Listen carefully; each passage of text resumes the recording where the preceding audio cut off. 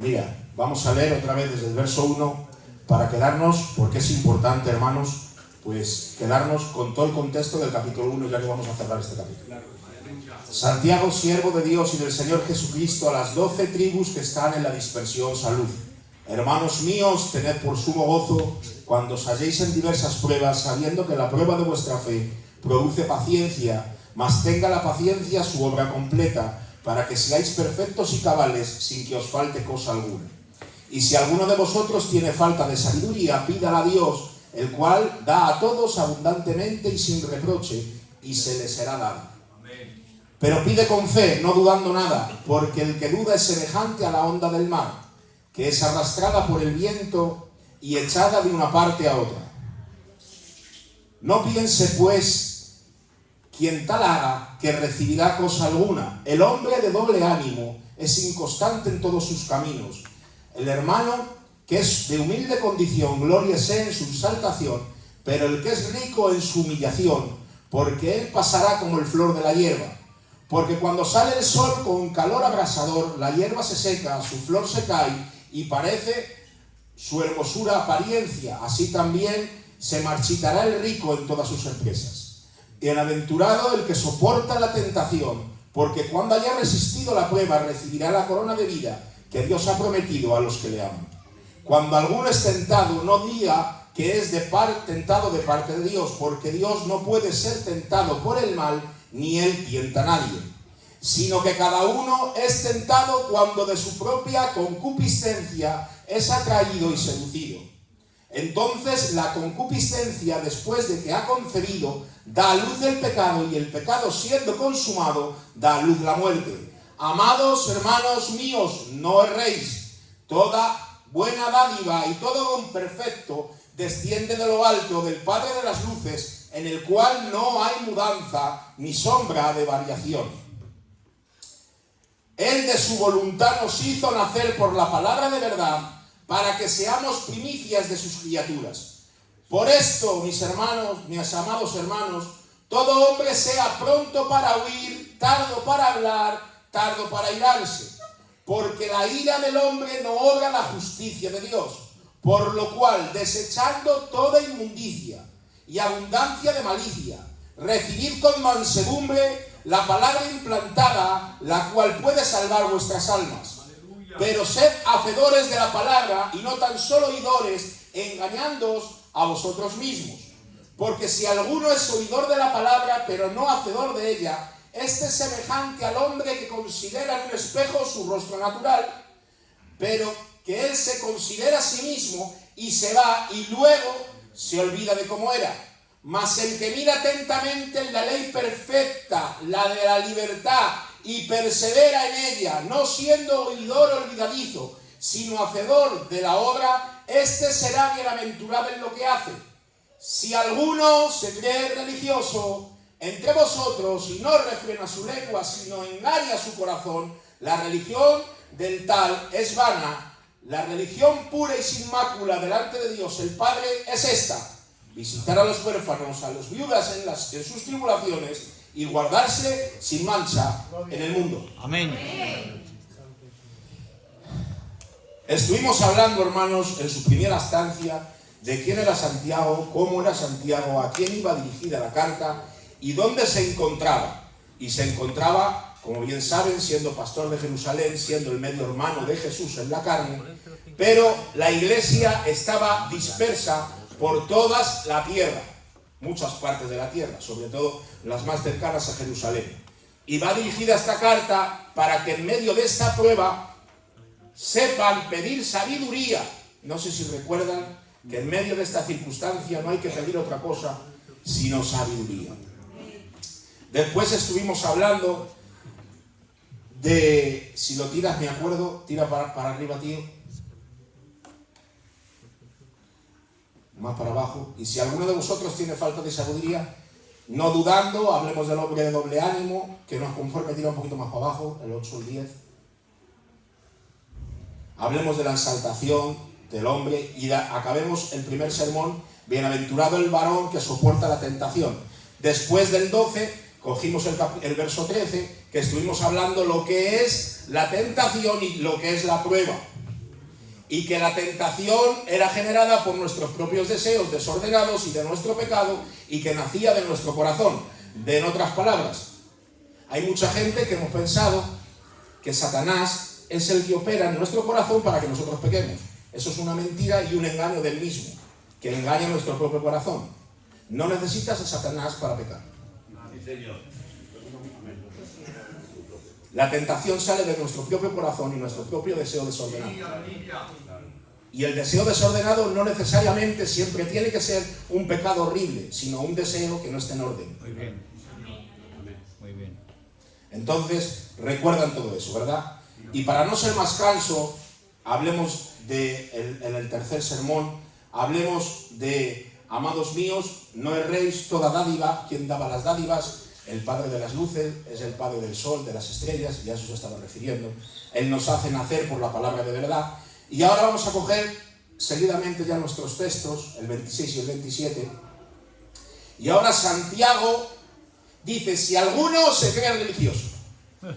Aquí, normalmente, como norma general, la religión, cuando nosotros nos hablan de religioso, nos hablan de algo frío, poco espiritual, y que no practica la Biblia. Santiago nos está refiriendo a ese tipo de religioso. Amén. Nosotros, cuando nos hablan de religioso, normalmente nuestra mente va a un católico o a un budista, a una religión aparte de lo que es el cristianismo.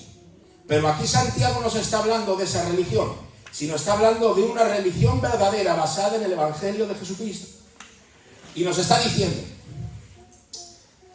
si alguno se cree practicante del cristianismo, si alguno se cree, la evidencia de que ese cristianismo no es verdadero es que no refrena su lengua. Santiago está enseñando, hermanos, que el que no tiene poder sobre su boca para hablar de los demás, la evidencia de su cristianismo es cero. Es más, lo invalida y dice que es vana. Vana significa hueco, sin contenido, sin propósito y sin aliciente. O sea, nada. La Biblia nos enseña que si no aprendemos a refrenar nuestra boca, es una de las evidencias de que no hemos nacido de nuevo. ¿El cristiano puede caer en el pecado de crítica? Sí. Pero se estará dando cuenta de que peca y se arrepentirá y se intentará apartar de ello. El que se reitera, hermanos, en lo que habla, dijo Cristo, de la abundancia del corazón habla la boca. Dime de lo que hablas cuando estás mal y te diré quién eres. ¿En qué careces? ¿Dónde está tu cristianismo? Nuestra lengua, nuestra boca delata quiénes somos, a qué nos dedicamos y qué vida espiritual tenemos.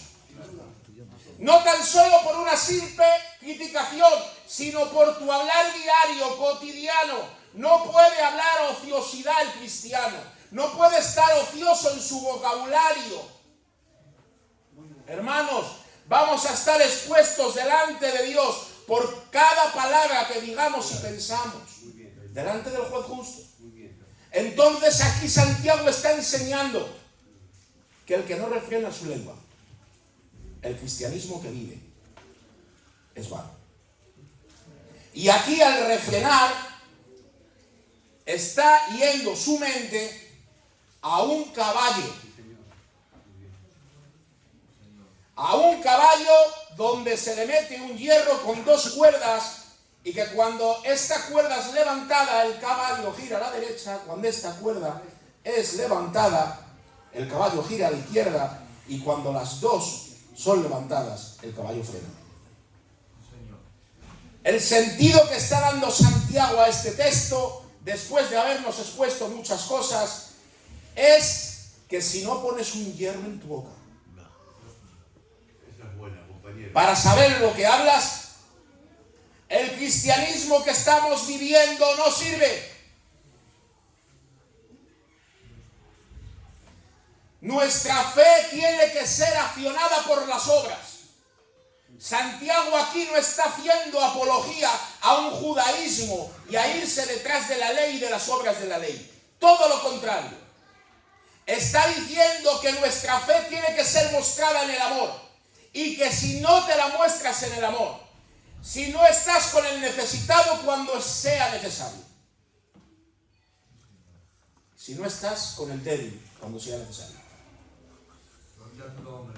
si no amas al que tienes al lado,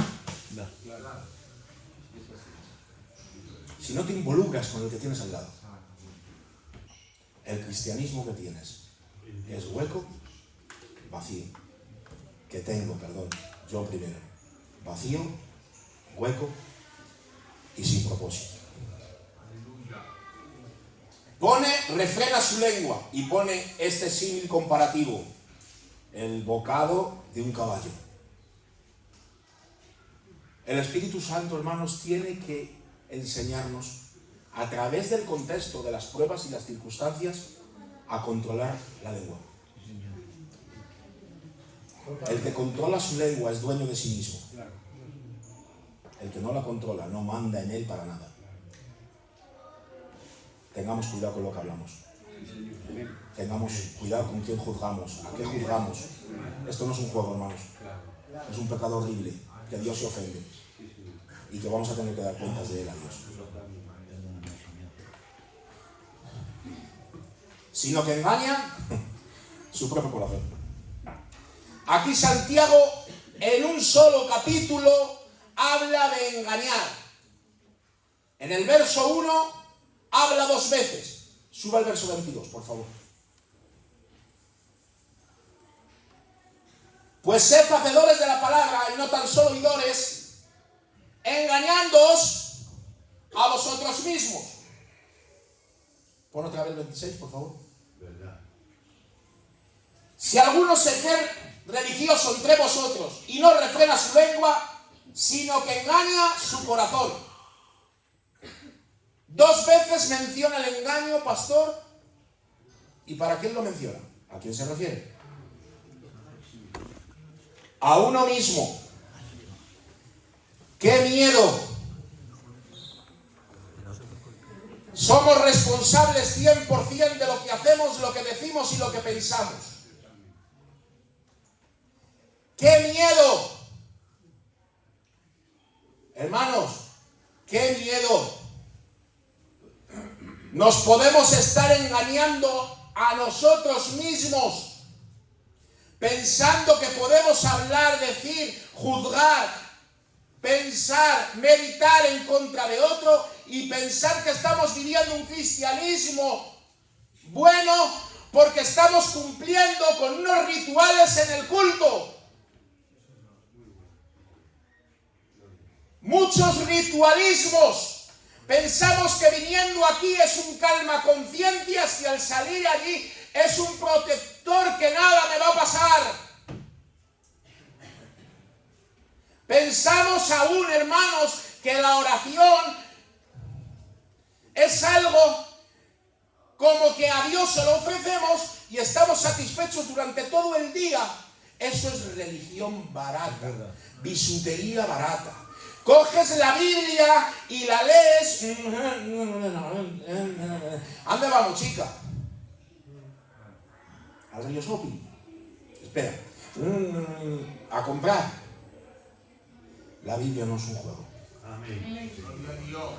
Y pensamos por nuestra conciencia, para que no nos acuse, que hemos cumplido con Dios y con sus mandamientos. Una religión vana, barata, de bisutería. Si no empeñas tu vida a amar al prójimo y a Dios por encima de todas las cosas, nuestra religión, nuestro evangelismo, nuestro cristianismo es vano. Y eso es lo que está enseñando tío Julio Santiago. Y yo no quiero decir una cosa que la Biblia no diga.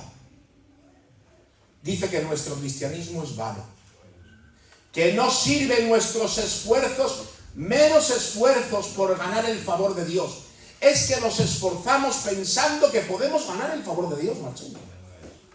Es que yo hago esto para que Dios cumpla esto. ¿Sabes cuándo te das cuenta, hermano, de que no ganas el favor de Dios? El que haciendo las cosas que tienes que hacer en el cristianismo, te viene un golpetazo que no te lo esperas. Una enfermedad en casa, un problema. Ahí te das cuenta, hermanos, que el favor de Dios no se gana por lo que haces.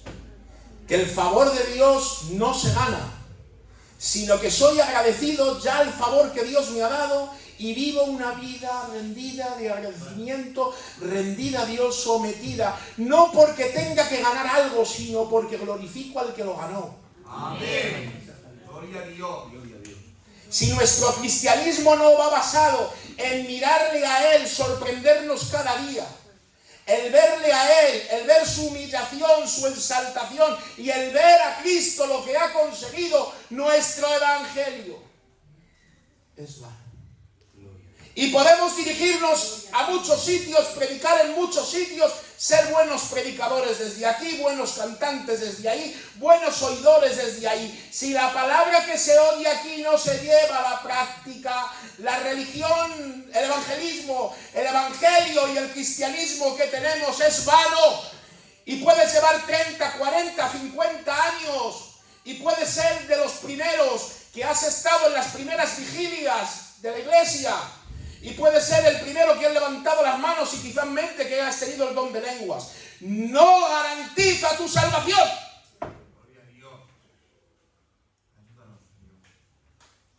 Despierta.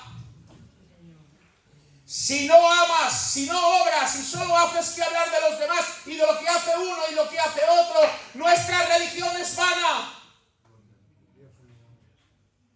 Si no actuamos con amor, aunque sean personas que no conocemos, aunque no sean quizás de buenas casas, porque yo voy a los velatorios de respeto, perdonadme, hermanos, y a la gente que me vea, y voy a cumplir con la gente. Hermanos, no sirve esas obras. Están para ser vistas por ti mismo. Yo voy a la operación del fulano, a la del mengano, porque son gente reconocida. Y luego le operan a alguien que no le conoce nadie y tenga el mercadico. Muy bien. Hermanos, que no. Desde el más pequeño hasta el más grande necesitamos que nuestra fe se vea por nuestras obras. Si no, nuestra religión es vana. Amén. Nos engañamos a nosotros mismos y la religión de tal es vana. Y ahora nos da el resultado, tío Tarzán, de lo que es la religión verdadera. La religión, el cristianismo, el evangelio puro y sin mácula delante de Dios. ¿Delante de quién? ¿De quién? Menos mal que este Dios ha decidido ser Padre. Aleluya. Gloria a Dios. Si no nos tenía que quemar. Menos mal que este Dios ha decidido ser Padre. Si no, no podríamos estar en este lugar. Gloria a Dios. El evangelio puro, sin mácula, sin mancha, delante de Dios y Padre.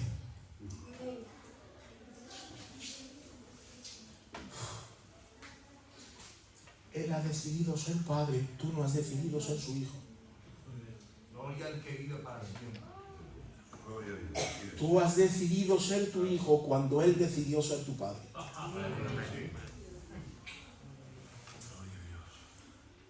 Y has ido a Él como hijo porque Él ha decidido ser tu padre. Pero no es un padre terrenal con el que discutas y cambies impresiones. Es Dios. Con el que no se juega. Con el que dice el autor de los Hebreos: horrenda cosa es caer en manos del Dios vivo. Caer en el juicio de Dios sin Cristo es peor que una eternidad en el infierno. Porque Dios es justo.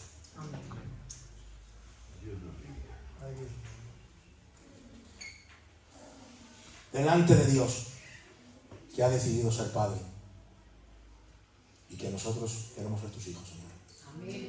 Abre nuestro corazón a tu palabra hoy, Señor. Por favor, queremos ser tus hijos.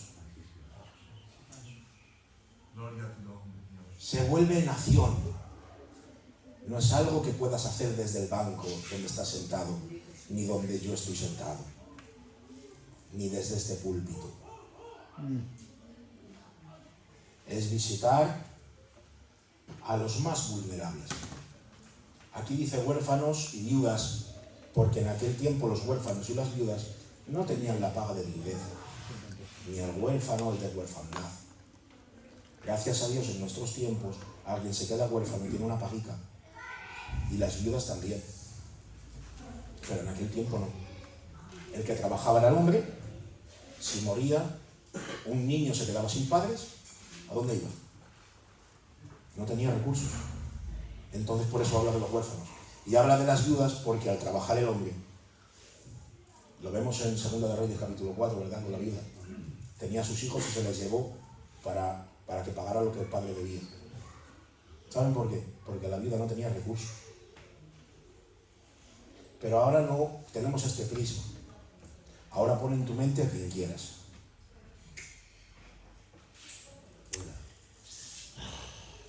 ¿Quién es vulnerable? ¿Quién no tiene? Se canta desde aquí: todo te lo debo a ti, todo se lo debo a él. ¿A que todo es de él? Y no eres capaz de meterte la mano al bolso. ¿A qué es del queño? Todo lo que tiene Dios, todo lo que tenemos de bueno, nos ha dado Dios, ¿no? Incluida nuestra economía. Dame 10 euros por un necesitado. No, déjame. Que te piensas que todo es de Dios, pero que a la hora de la verdad, cuando Dios lo pide, no lo quieres dar. Que te crees que tú tienes esa salud para trabajar porque eres tú, porque vales. Y que tienes esa destreza en tu trabajo, siendo el mejor, porque sí. Pues este texto nos enseña en su contexto que toda dádiva y todo don perfecto descienda del Padre de las luces. No es nada tuyo. Gloria a Dios. Y encima que el Señor te deja vivir, tener, gastar. Pones trabas cuando hay que ayudar. Quizá entre otros no, porque esto no tan solo va en el cristianismo arraigado, sino es una cosa gitana, ¿no? Un guantecico para el necesitado. Antes se estiraba más, ¿no? Los gitanos tenían 4 cosas y repartían 2. Eso es verdad. Pero no estamos hablando de eso. Sino que Santiago está enseñando que al ir a visitar a los huérfanos, a las viudas, o sea, al necesitado, le des todo lo que necesite. ¿Cómo? Sí. Todo lo que necesite. Si eso implica que no tiene casa, somos gitanos, que no tenemos yo en casa. No ves, hermanos. Hay cosas que aparte de nuestro pecado, nuestra cultura chocan. Yo me voy a llevar a alguien a casa. Me busco la ruina. Dice y enseña que le demos todo lo que necesite. Si no tiene techo, techo. Si no tiene dinero, dinero. Y si no tiene para comer, dale para comer. Todo lo que necesite. Porque la fe tiene que ser en acción. No se puede quedar encerrada en 4 paredes diciendo aquí y yo cantaré, aleluya, amén, que volverá. Qué bonito. ¡Qué bien! Pero cuando llega la fe en acción, me retraigo. La Biblia me enseña que la fe de él, de ella, de mí, es vana. Y el cristiano que ha nacido de nuevo verdaderamente puede fallar en estas acciones de fe. Sí, Aquí están involucradas las dos personas. El que no tiene una fe verdadera y el que sí la tiene, pero que no acciona. O sea, este mensaje va para que te examines a ver si no tienes la verdadera fe en Jesucristo, y también va para, si la tienes, que la empieces a ejercer. Que el cristiano sin ejercer su fe es un cristiano sin gozo, sin paz, sin felicidad, sin dominio propio. Que los frutos del Espíritu no pueden aflorar tras un cristiano que no acciona su fe. Aleluya. Por eso, cristiano que me escuchas, por eso tu vida es tan agobiante, tan triste y tan poco llena de gozo. Santiago es, hermanos, riquísimo. Miki, estoy asustado de Santiago. Asustado. Porque tiene, los que saben, un griego tan profundo. Era una persona, aparte de tener la inspiración de la palabra, era un hombre con un don que Dios le había dado, riquísimo, y que los que saben dicen que tiene el griego más alto del Nuevo Testamento. Era riquísimo Santiago, o sea, era un estudiante bueno y era un hombre disciplinado y bueno. Pero este no se ocupa en enseñarnos los auristos, ni los verbos, ni el griego koiné, ni lo que quiere enseñar aquí, ni lo que quiere enseñar allí en teología. Nos está diciendo desde el capítulo 1, si estás siendo probado, pide sabiduría, no te equivoques, Dios no tienta a nadie, y ahora está cerrando que examines tu fe, porque tu fe puede ser vana, llevando los años que lleves. Qué bien. Y para el creyente que hoy estamos aquí, nuestra vida insatisfecha en el Evangelio, hermanos, una vida insatisfecha, pobre en el espíritu, siempre arrastra, siempre pecando, siempre cayendo en la misma piedra. ¿Sabes por qué? Porque tu fe no ha sido accionada nunca. No tienes obras de fe. En una ocasión Jesús a los fariseos les dijo: yo sé quién es vuestro padre es el diablo. Porque si vuestro padre fuese Abraham, las obras de fe que Abraham hizo, las obras vosotros haríais. ¿A qué obra se estaba refiriendo? A la obra del sacrificio de su hijo. Vosotros no queréis mataros, lo que más amáis. Vosotros sois religiosos puros, sabéis los rituales, sabéis en qué hacer cada momento, y sabéis cómo funciona un culto, cómo acaba, y qué hay que hacer, cuándo levantar la mano, y qué alabanza pega, y qué alabanza no pega. ¿Quién predica mejor y quién predica peor? Pues bueno, pues puede ser una fe que más para adelante, hermanos, vamos a verlo. Una fe de demonios, y lo enseño. Totalmente. Y vamos a entrar en este texto cuando entremos en Santiago más profundamente. Creo que es en el capítulo 2.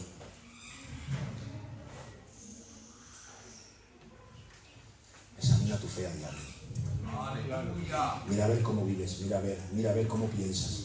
Mira a ver, el cristiano no puede vivir apático, el cristiano no puede vivir ocioso, el cristiano tiene que mirarse cada día por dentro, mirando al que resucitó y diciendo: yo no soy, es en ti, pero quiero agradarte, quiero glorificarte, y en agradecimiento a la que has hecho, en agradecimiento a la que tú has conseguido, y en tu victoria, y solo en ti, porque tú eres el que orabas al Padre perfectamente. Yo no sé pedirle, tú sabías pedir al Padre como conviene.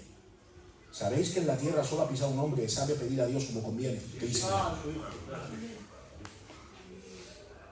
¿A que sí, pastor? Y saben que Él busca adoradores, saben que el adorador único, perfecto que ha pisado la tierra, que adoró al Padre en espíritu y en verdad, realmente solo fue Cristo.